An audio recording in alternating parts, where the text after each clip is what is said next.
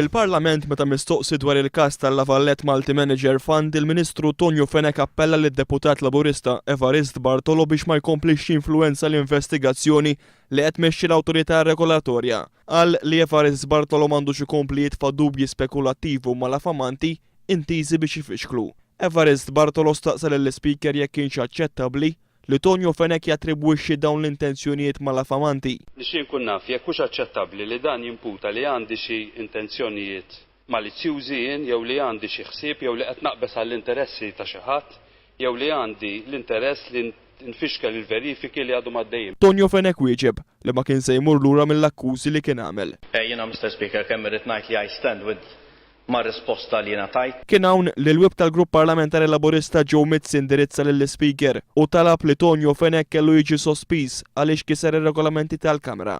Fir-ruling li ngħata sija u nofs wara, Michael Frando qal li bil-kummenti tiegħu Tonio Fenech wettaq ksur ta' privileġġ fil-konfront ta' Evarist Bartolo. Il-sedja rat it-tweġiba tal-Onorevoli Tonio Fenech u tiddikjara li dan jikkostitwixxi prima faċe ksur ta' privileġġ kontra Onorevoli Evarist Bartolo għabbażi tal-ordni permanenti 60 u tirreferi l-każ quddiem il-Kumitat Permanenti dwar il-Privileġġi. Issa li l-każ jinsab quddiem il-Kumitat Permanenti dwar il-Privileġġi, il-Partit Laburista qed jappella lil Lawrence Gonzi biex jassigura li l-proċeduri tal-House of Commons fl-Ingilterra ma jkunux użati biss fil-kwistjoni tal-paga doppja.